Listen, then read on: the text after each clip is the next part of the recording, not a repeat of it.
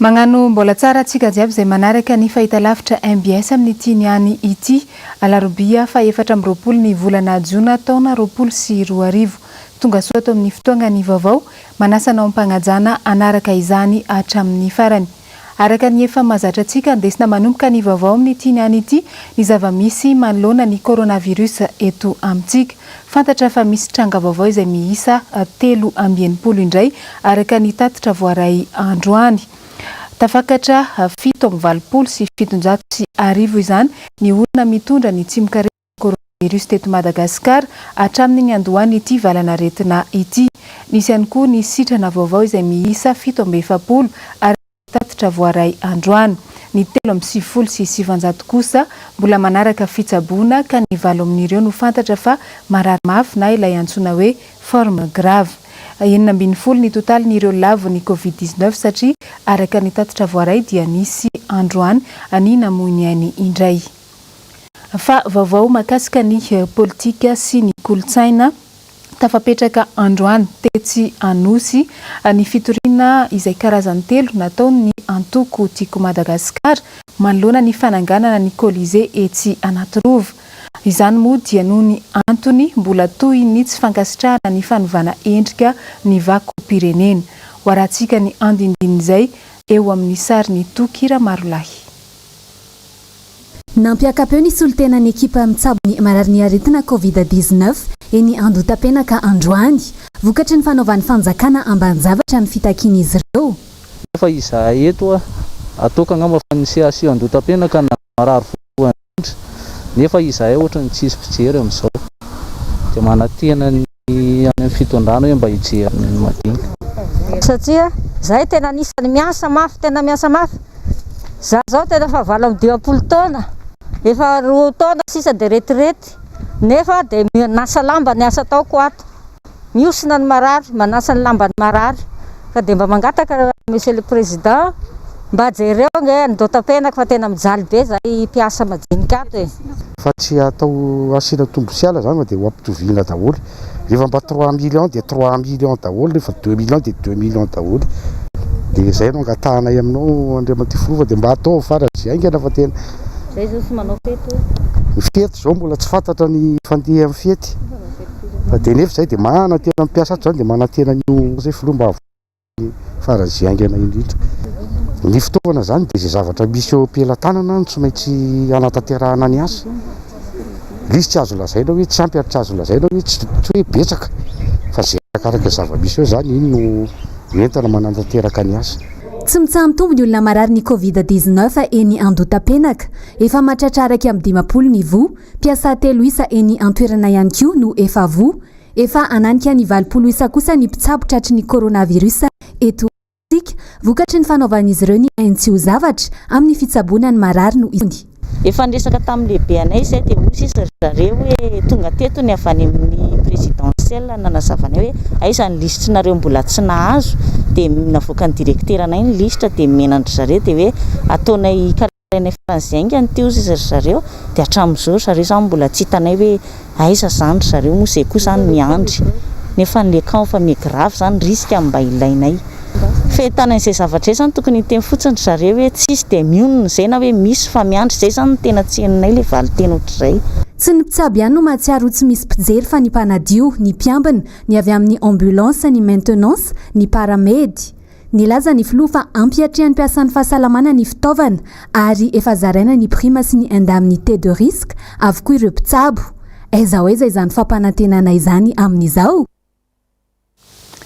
Narahantsika teo ny fitarainana nataon'ireo mpitsabo teny anivon'ny hôpitaly Mpanjakana eny amin'ny manara-penitra andotam-penaka. Izao kosa dia hoarahantsika ny fanadihadiana hitaterana ny fametrahana fitoriana izay nataon'ny antoko tiako Madagasikara androany teny amin'ny Conseil d'État. Andindiny izay eo amin'ny sariny Tokira Marolahy. Vao nanomboka taza ny fotodrafitrasa tao Anatirova io dia nitsangana ny fikambanana samihafa nanohitra izany satria sady manontohina ny fiandranam-pirenena no tsy nanaraka ny lalàna velona misy eto Madagasikara. Vao tamin'ny faran'ny herinandro teo no nisy ny hetsika saika nataon'ireo fikambanana maro mijoro amin'ny maha-malagasy saingy noho ny raha-matahora dia nihemotra ireo saika hanao ny hetsika. Ny fandokan-dalàna iny ny avoka na mafahantra an'iny zahay mahalala fa ankapobe zavatra fotsiny fa le détail zany dia ny avocat ny mahafantatra hoe ireto ny fandakan-dalàna fa ny anay aty amin'ny malagasy zay hoe irova io voalohany sy kolosaina malagasy io na iny fizakana zany no ho an'ny ministera mialasiny any ministera ny kolosaina dia sy gasy io faharoa anana ny tompony io c'est une culture romaine isika zany raha makan'io eo voalohany dia manao ino ty usurpation zay zavatra anankiray zay oloza ho an'ny malagasy zany ny faharoa le asina ny gasy rehefa manao tragno na gasy izy na gasy izy tsy maintsy tragno misy zoro efatra koa satria eto Antananarivo renivohitra no misy ny toerana ananganana ilay fotodrafitrasa dia tokony ho nandalo teo anatreha ny mpanolotsain'ny tanàna izany ny alohany nanombohan'ny asa rehefa mahita zahay ny fanorenana kolizia ao amin'ny Lovany Manjakamiadana zay ato amin'ny tanàna Tananarivo dia mametraka fitoriana izahay eo anatrehan'ny zay zavatra satria tokony andalo any amin'ny commune urbaine Tananarivo mame permis ary eny amin'ny faritra avo dia tsy fanorenana zavatra ohatra fa tokony ho zavatra malagasy ny eny zavatra kely aza averinao conseil municipal diniana nefa zavatra lehibe momba ny tanàna Lovany Manjakamiadana zay any Madagasikara manontolo dia tsy nandalo tao aminay tao amin'ny conseil municipal fa dia mametraka fitoriana eo anatrehan'izay zahay mijoro ihany koa ny solombavam-bahoaka ny Madagasikara satria sarotiny amin'ny vakoka izay mirakitra ny tantaran'ny firenena satria anjaran'ny solombavam-bahoaka no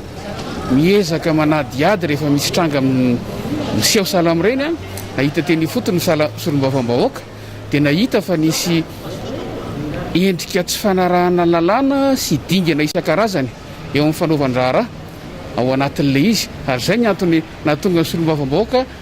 amin'ny vondrona parlementaire tim nanapa-kevitra nitondra ny raharaha ety anivon'ny fitsarana mba anatsarana ny asa aloha ahafahana mijery ny zava-misy sy anafoanana tanteraka mihitsy ny fanatanterana azy satria rehefa nijerena ilay izy araka voalazako teo dia tsy ny lalàna ihany fa nandingana teo amin'ny fanatanterahana ny zavatra zay andrasana ny hampiarana ny lalàna ao aoriana izao fitoriana napetraky ny tim maleona ny endrika ny rovana Antananarivo izao fananganana zavatra na fanaovana zavatra ataon'ny fanjakana foibe ka misy zay neverinay fa hoe tsy fanarahan-dalàna na io lalàna velona na io lalàna momba ny ataontsika hoe fomba mampanao na ny fomban-drazana malagasy izay manampy ny lalàna zany dia ny filankevim-panjakana na ny conseil d'état amin'izay fotoan'izay no ny tsara maefa ny raharaha ny hoe mitaky fandravana na tsy fandravana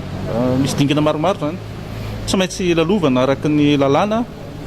hoentina ny makany amin'izay tanjona tia napetraka ao anatin'ilay fitoriana izay napetraka tiako marihana aloha fa ny fitoriana izay napetraka taty amin'ny filankevim-panjakana na ny conseil d'état androany dia misy fitoriana anankitelo ny fitoriana ray dia natao amin'ny anaran'ny filoha teo aloha Marc Ravalomanana sady filoha-mpanorona ny antoko tiako Madagasikara fitoriana faharoa dia nataon'ny député teo Madagasikara izay voafidy tamin'ny anaran'ny antoko tiako Madagasikara ary tao ihany koa ny amin'ny filankevitra ny tanàna zany eto amin'ny commune urbaine na Tananarivo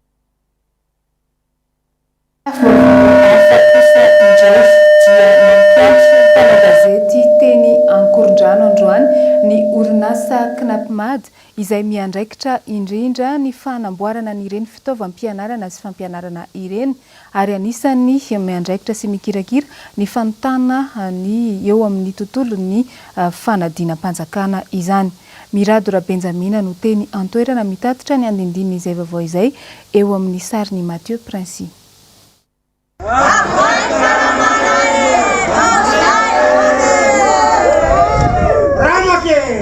Ny volana Martsa lasa teo no farany nandraisan'ireo mpiasa ao amin'ny Knapmad Karama. Nanomboka teo dia tsy nisy niraisina intsony izy 570 menadamianaka. Maina tanteraka ny kitapom-bola ny tokantrano, very fanambola velona izy ireo. Karamanay zany angatanay fa tsy ny 2 volana fa tonga dia 4 bolana satria rehefa tonga eto le karama ka iny 2 volana iny tonga ny 4 bolana tonga dia alain'ny banky inona no andro olanana banky dia manaraka zay eo misy ny eto hoe volan-jaza zay mitotaly tsako 3 volana angamba izy zay io koa takinay zato isanjato nitakiny mba aloha aminay tsy fisian'ny vola io no anton'izao fahatapahany karaman'ity orinasa izay miankina amin'ny fanjakana ary eo ambany fa iny ministeran'ny fanabeazana sy ny fampiofanana ara-teknika sy arakasa ity ny sekretera jeneraly eo anivon'ny MNETP ery manana razafy mahefa no fantatra fa tale misolo-toerana ilay talezany odimandry ny safidiny mbola tsy hano hevitra moa ity farany raha niezaka ny angataka fanazavana taminy zahay de manaraka moa zany eo koa volanjaza de manaraka ny fangatahana tale ny fangatahana tale de mbola tsindriko tsara tsy mila tale zay hoe mpiasa tataon'ny orinasa ohatra de efa niomakomana na ohatra zany de hoe izy no tale tsy ekena izy zany tsy ekena koa ny tale efa ny asa tato satria tsy fantatra koa na anatin'izao zavatra zao fa alao tale vaovao zay nomen'ny ministera no hiditra eto aminay misy mizanatsindry nila ihany raha ny fanazavana avy amin'ny reto mpiasa ireto satria dia misy mpiasa miaraka amin'izy ireo 520 izay avy amin'ny fanjakana izay mandray tsy tapaka ary tsy manana olana rabola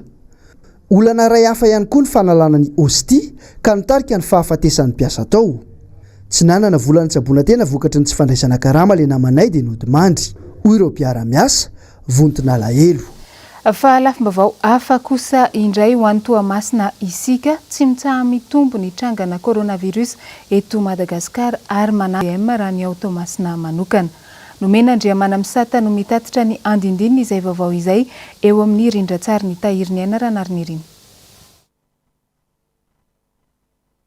mitady hivadika ho krizy ara-tsosialy ny zava-misy eto Madagasikara amin'izao fotoana pofony izany ny fisian'ireo fitarainana sy ireo fimenomenomana maro lafy mirearea nefa ny fitondrana fa voafeny aretina tote ilaza fa milamina ny firenena ary mandeha mizotra tsy misy tomika ny fitantanana voalohany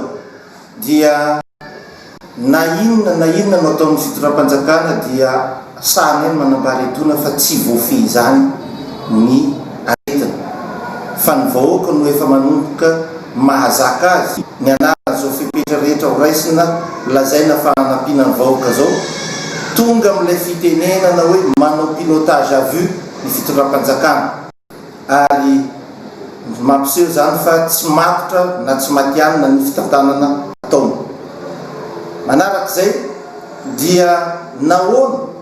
ny zany fa nefa ny oetanana sy ny sakafon'ny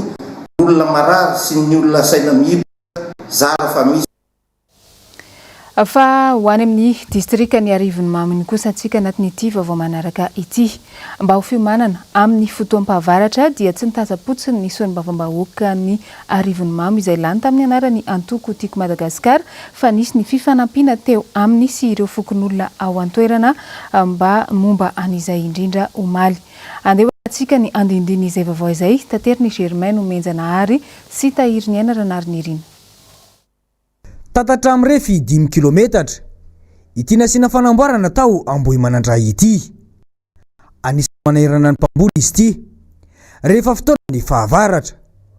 tsy misy mantsy ny variana ny rano simenitra sy vy no nomeny ny solombavam-bahoaka raha vatoko natotry ny be ny tanàna sy ny fokon'olona lokaloka ianareo fa hanampy vahoaka nampy an'ity hatramin'izao na eran'ny tanana raha tsy misy fa ny ty no mitondra vatsy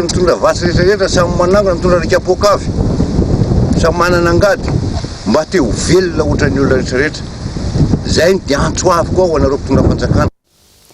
eo amin'ny lafiny sosialy dia tonga tetsy amin'ny 7.0 hektara tamin'ny folakandro teo androany ny avy eo anivony BNGRC nitsidika n'ireo traboina ary nitondra n'izay voatsirambony tanana ihany koa ho fanampiana azy ireo vokatry ny aintrano izay nitranga tamin'ny omaly iny Germain no menjanahary no teny an-toerana mitatitra izay vaovao izay eo amin'ny sariny Andry Rakotomalala tetsy 7.0 hektara dia natoby ny trano fandraisam-bahiny iray eto an-drenivohitra ireo traboina ratsaivina dia mahery 900 ireo traboina ireo naoraka an-gazety fa nisy ireo telo namoiny ainy tsy nisy ny olona maty betsaka ny resaka mandeha fa eto zareo ato amin'ity fokotany ity nanontaniana vao avy nanontany zareo fa tsy misy zany olona maty zany ny naratra no misy fa ny maty aloha hatreto tsy mbola misy tsy misy raisina intsony amin'ireo traboina mampitaraina azy ireo ny tsy fahitana anina hoanina nanomboka homaly alina. Na ny zavatra amin'ny anao very tsisy zavatra azo raisina mihitsy na kely ara na fitafiana teny koa tsara zao. Ary ny sakafonareo tao anatin'izay na nahoana ny miara-sakafo? Hatreo aloha mbola zao aty zao zareo mikarakara sakafo hatramin'izao zany mbola tsy misy hoe sakafo mbola tsisy fa mbola resaka hoe bofotsy zany mena sy zay zany mbola mena voankazo tena tsy mbola zay zao hatramin'izao mbola tsy ny sakafo na sakafo atoandro omaly hariva tsy misy maraina zao kafe sy mofo fotsiny naminay dia nandefa ny aty dia hatramin'izao zay mbola tsy mihinana atoandro dia talohan'izay nalefa tany amin'ny EPP atsimo ny vahoaka sasany dia nisy ny fizarana bodofotsy tany fa ny sakafo tsisy aloha tany fa ny etaentanay mba hijerevany mpitondra fanjakana an'le tanàna misy anay eo satria ny antony namain'le izy dia trano planche dia ny etaentanay zany mba hoe fandrinay atao trano brika le tanàna. Savony, lamba firakotra, kojakojan-dakozia ireo no fanampinana tolotry ny birao maleo tena misana ny loza voajanahary eto Madagasikara ho an'ireo raboina ireo. Nambara fa efa misy ny paikady amin'ny fitsinjarana raha toka ireo musulmano no ikarakara ny sakafo. Miisa eo amin'ny 5,700 fianakaviana na manodididina 900 olona no traboina amin'ny zavatra ny tranga omaly iny. Tamin'ny alina dia napetraka tao amin'ny EPP nefa tsy afaka mijanona eo elatsika ny ankizy ao anatin'ny fianarana. Androany ihany moa dia efa natao ny fanondrana fanafody an'izany toerana zany. Ireo olona ireo tsy maintsy mahazo bodofotsy daholo aloha androany dia verina fa avitan'ireo olona ireo mandritry ny 10 andro farafahakeliny ny sakafo mena. Ny fandaminana mety ho atao fa ifampiresaka amin'izareo zay rehefa avy eo tsy homena an'izareo avy hatrany ireo sakafo ireo fa efa misy eo ny croix rouge eo ireo musulmane zay isaorana be dia be anome tanana fandrahoana sakafo. Fa manambahiny hafa ny fandarana manokana eto amin'ny fahitalavitra MBS ho an'ny androany raha tamin'ity androany ity dia Andriamatoa Mahaleo Rafalson izay mpanolontsaina teknika ny filohan'ny anteny mirandoolona noho ny vahiny tamin'ny izany arahantsika ny sombony tamin'izay fandarana izay. Nanio fitondrana io dia nekenay ny faresenay ninninona ho fa maloka ny tontolo ny asa fanaovan-gazety satria dia misy ny vaovao ratsy voaray. Raha ny fantatra dia nodimandry androany maraina teo ny namana mpanao gazety Lolo Ratsimba. Efa niasa tao amin'ny radio fahazavana ny tenany, avy eo tao amin'ny Top Radio ary nitazona ny toeran'ny rédacteur en chef tany amin'ny radio Vaknedina. Isan'ireo mpanao gazety nitondra mangidy tamin'ny vanim-potoana ny tetezamita i Lolo Ratsimba satria indro niditra teny an-tanimora.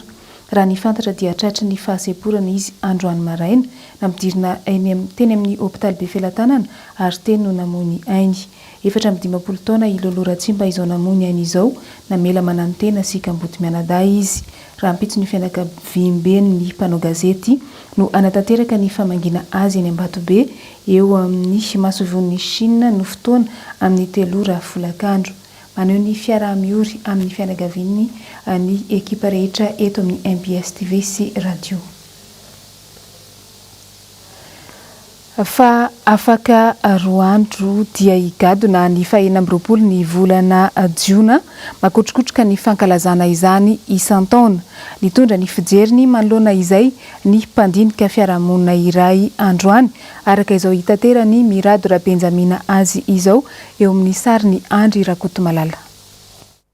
Samy manaiky ny rehetra fa mifantoka amin'ny ady amin'ny Covid-19 avokoa amin'izao fotoana izao na ny mpitondrana ny vahoaka. Tsy tokony adinoana velively anefa fa fety raha manana ny fetim-pirenena ary mifaningitra amin'ny tantara sy ny ain'ny vahoaka izany. Tsy ho azo ny be sy ny maro atrehana nefa izany amin'ity taona ity. Afaka andraisy ny fepetra io fa ny fomba fitenenana azy ko satria eo anatina resaka serasera zany. Ka io lanonana io moa zany tsy atrehana fa-tsy ny olo manakaja tsy misy ajany azy zay le teneniko hoe manilika ny olona voatondro sy ny anina mamarina zany afaka nytenenina hoe izy io a de ho ataotsika amin'ny alalan'ny serasera satria ny fitaovana am'izao fotoana zao efa afaka andehanana afaka mandeha manao Facebook direct endrika fampiatiana fa any amina resaka serasera zany ohatrany misy an'izay fatapahana sy faniliany zay de aveo de no zany de midy daholy ny analakely ray voatra nefa nitady io fa analakely ange fositsinaina Antananarivo raha vanety tsy mandeha ena varatra ianao tsy maintsy mandalo amin'ny faritra iny raha vanety tsy mandeha kandrefana ianao marina fa afaka misy lalana miodina fa be de be ny olona no sahirana be am'le endrika iray anehoana ny fahaleovantena ny fananganatsaina ankavitsiana nefa tsisa ny tokantrano malagasy no manao izany adino ihany koa ve ny mahamalagasy tsika manko rehefa mandeha amin'io adevitra amin'ny malagasy io de nefa ranony resaka de lasany amin'ny sarisary voizina rehefa miteny hoe mba hajao mamalagasy ianareo de hoe aka iverina no salaka ve zany zay le eritreritra tsy de mitombona loatra satria safidiny mitorony safidiny fahalalana ny lasa fahalalana ny tantara fahalalana ny vakoka rakitry ny ela sy ianao ange ny taloha efa nanangana n'lay taloha ny biazanao fa manana didy ianao amma olona miaina ho taolony ho avy manangana ny ho avy anjaran'ny fiarahamonina manangana an'izay ka eo anatin'le hoe mamalagasy tokony isika samysika no ifantoka aloha voalohany indrindra aiza ny fototritsika zay de olana efa niteneko hoe tsika tapaka amin'ny tantara na eo amin'ny ara-drafitra na eo amin'ny ara fifanabiazana de tsy fantatritsika ny lasatsika eo amin'ny vaovao ny politika kosa dia nentina teo anivon'ny fivoriana izay natrehan'ny besin'ny maro ilay volavolan-dalàna mifeny teti-bolam-panjakana ampiasaina amin'ity taona 2024 ity izay radio dia nanana ny heviny ireo vondrona parlementaire avy amin'ny antoko tiako Madagasikara rahantsika ny andindin'izay eo amin'ny sariny tokira marlay fahazarana mila ialana saingy tsy mety afaka amin'ny mpitondra ny fahatarana eo amin'ny fanaterana ireo volavolan-dalàna tokony hodinian'ny solombavambahoaka mbola niseho tamin'ny LFR 2024 izany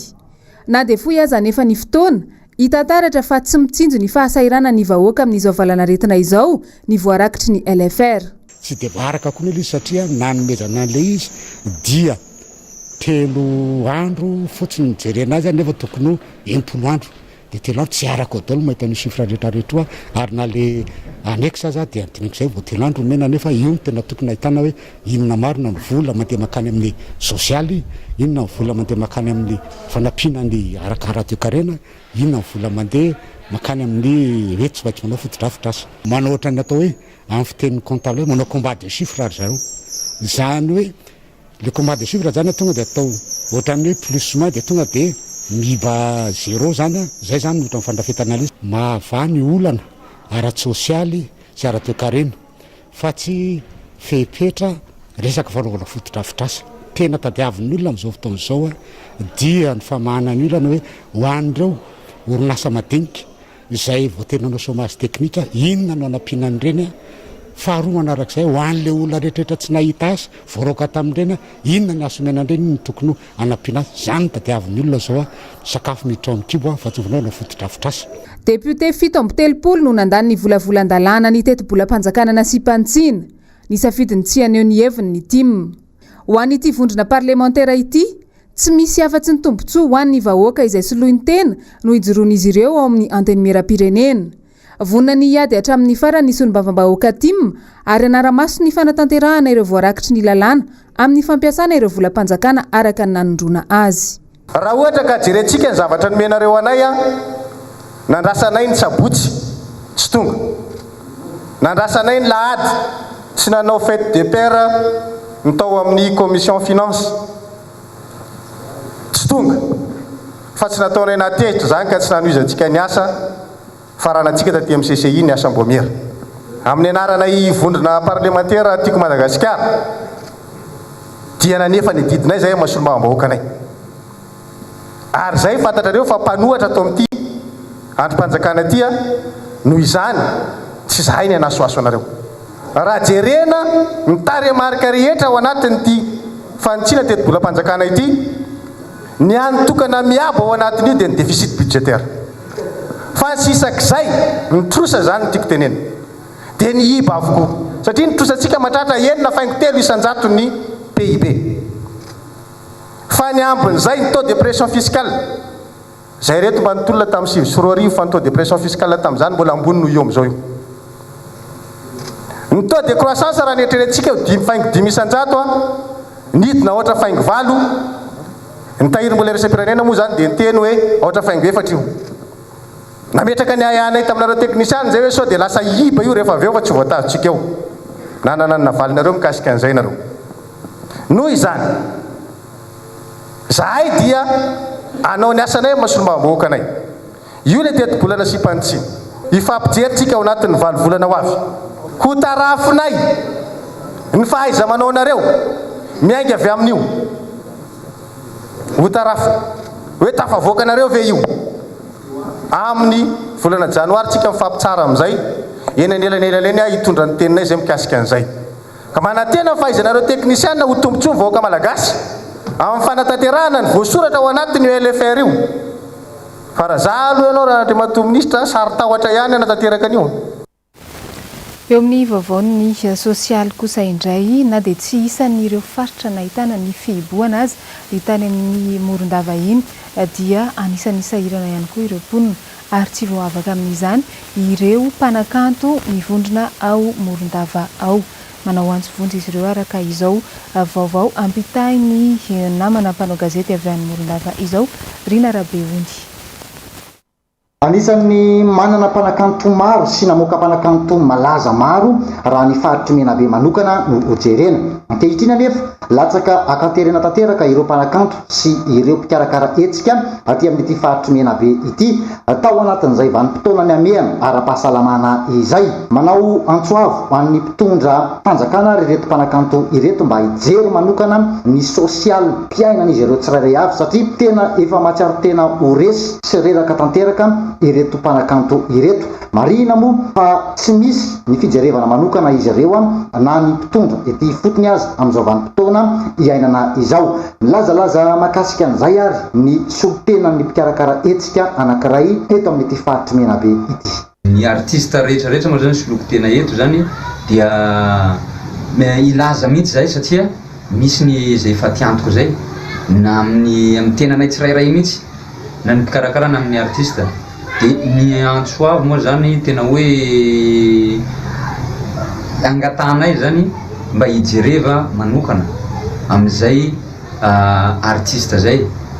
zany hoe tsy magnavakavaka hoe toy na ny vahoaka zany hoe hijerevany vahoaka rehetrarehetra fa ny hoe maha artista anakay zany soloko teny eto dia zay no itenenako hoe anavako antsoavo hoe noho ny fisian'izay raha zay tampoky tsy nieritreretana tsy nampoizina hoe isian'izay tonga dia tapotra zany tapotrika eo zany le asa dia anavanay antsoavo mampitondra fandrakana mba hijery anay akaiky mahakasika an'izay raha zay satria ny fidiram-bola zany tonga dia tampaky tanteraky mihitsy. Eo amin'ny vaovao sy maresaka avy any ivelany dia nitrangana horohorontany tany Meksika tamin'ny omaly ary misy mihitsy ny ainana fohy tamin'ny izany. Tsy dia nisy loatra ny fahasimbana teo amin'ny resaka raha materialy raha nitatitra nambara ny filoham-pirenena Meksikana. Horantsika ny andindinin'izay vaovao izay tateriny nomena Andriamana Misata sy tahiry ny aina Ranavy. Le séisme était si puissant qu'il a été ressenti du sud, au centre du Mexique. Ny fito faingo dimy ny erin'ilay horontany tao Oaxaca atsimon'ny Meksika ka toy izao ny ainan'ireo mponina tany atoeran'izany horontany zany.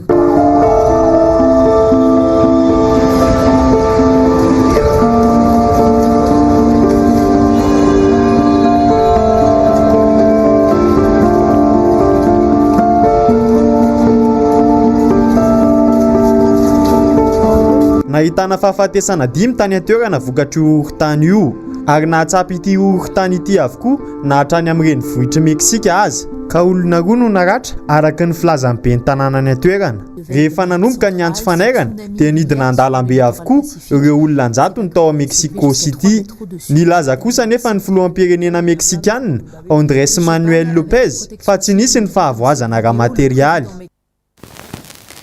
Dia iny ihany koa no andesintsika mamarana ny vaovao tamin'ny tiniany ity. Makasitraka anao nanaraka izany hatramin'ny farany. Mametraka ny veloma mandrapitafy fahasamin-tsara ho amintsika jiaby. Veloma tompoko.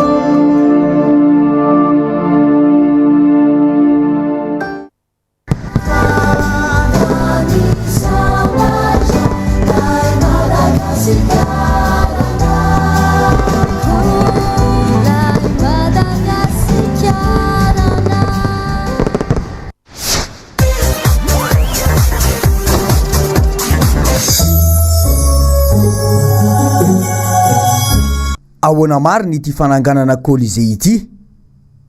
Ankalazany tsingery taona fa 1 taona niverenan'ny fahaleovantena isika eto Madagasikara amin'ny zoma fa 20 ny volana Jona izao.